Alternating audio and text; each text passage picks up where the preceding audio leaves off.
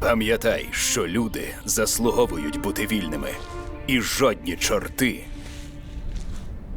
не мають права це забирати. І коли вони порушують це, варто надати їм урок. Скажи мені, чи будеш ти далі грати в революціонера? А я й не граю.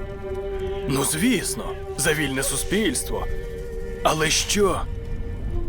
Що ви є без сильної руки? Ніщо. Ми вам цього не пробачимо.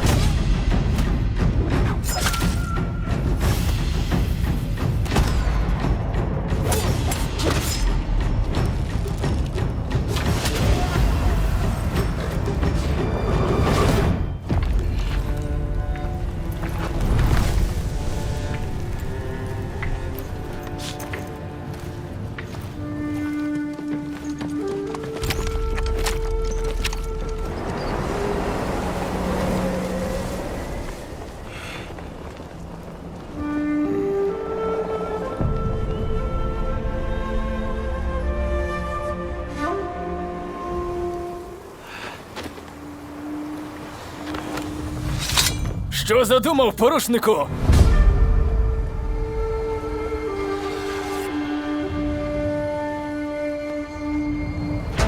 Це ще хто з нас порушник?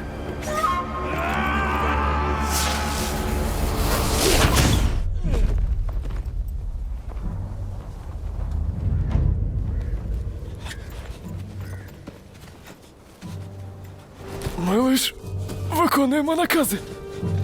Прошу.